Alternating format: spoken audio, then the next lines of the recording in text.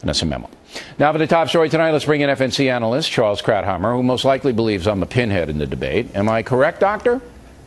Well, you're not a pinhead. You're more like an astronaut orbiting the far side of the moon, having lost all communication with Earth.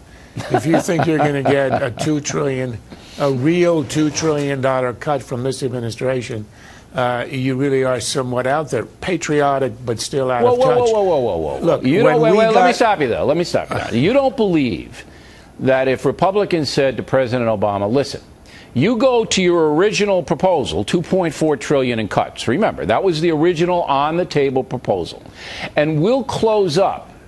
We'll support you in closing up a lot of tax loopholes, overseas accounts, all of this stuff. You don't think Obama would go for that? That's because your assumption is that the $2.4 trillion was real. This is all stuff that is coming out of leaks. You put it down in writing. You've got to put it down in writing. We had in writing a resolution of the issue of the government shutdown. Remember that? We had in writing $30 billion in cuts, and what did it turn out to be ultimately? $1/3 of $1 billion in cuts. If you want to see real numbers, you're going to have to ask them to spell it out openly and not to leak all this stuff which has no reality. I agree with you, but I think critical mass has been reached. If you look at the polls, all the polls, all right, President Obama's got to know he's in desperate trouble here. He really is in desperate trouble.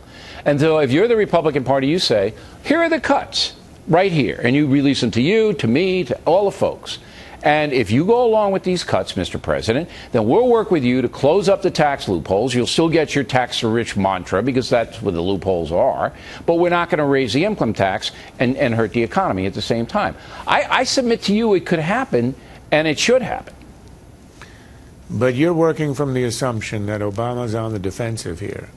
I think he has very well turned the press into running the story. You saw it all weekend. Okay, but let's go to the polls. Let's go to the facts. Yeah, but the polls are what the impression that the country now has is that Obama's ready to deal, he's ready to compromise, and what's holding us up is the intransigence of the Republicans over taxes. But that can be easily turned around by the Republicans if they get smart and play the same. Look, let's put the poll up, all right? This is the Gallup poll, and it says, how do you want to reduce the deficit? 50% of Americans say only or mostly with spending cuts. Half the country says that, all right? Now, when you have half the country on the side of the Republicans, which this poll clearly demonstrates, and you have another Gallup poll, which we'll talk about in a moment, saying that only 39% of Americans are now willing to vote for President Obama for re-election, as opposed to any Republican, an unnamed Republican. This is just out this afternoon. President Obama is in trouble, and the Americans are blaming him, even though you're right, the media is in the tank for him. That's correct. But the folks aren't buying it anymore. Obama now owns the economy. He's been there for 3 years. He owns the 9% unemployment. He owns the anemic growth rate. He owns the debt.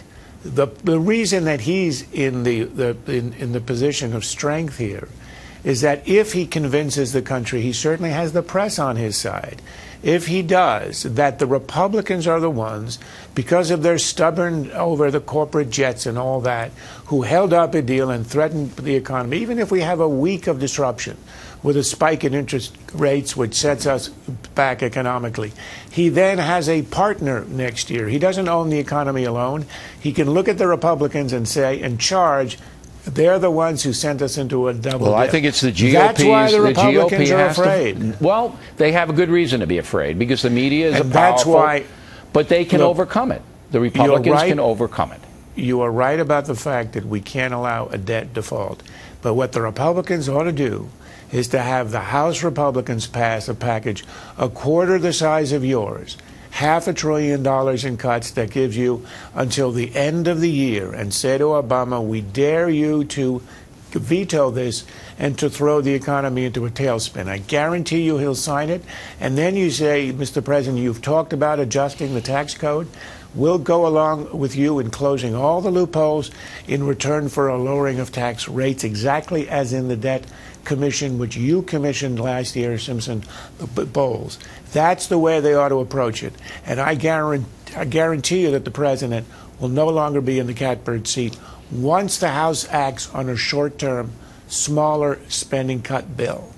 I think that's a brilliant, brilliant analysis. And if you couldn't get what I said done, which you might not, then you should go to there. You should have the dual I'll tell thing. you what. We'll try for the 2. We can't get the 2. We'll take the $500 billion. I'll join you in the negotiations. Excellent. It'll be a joint O'Reilly-Krauthammer negotiation. Right, and now if we get Martha McCallum, they might go for it. So they don't want 2 of us. So they've got to have a little, you know, whatever. I might have to reconsider in that case. No, Martha's, come on. We get her in there. She'll charm them people, those people. She's brilliant. And the 3 of us will get it done. All right, Charles, and we have a new BillO'Reilly.com.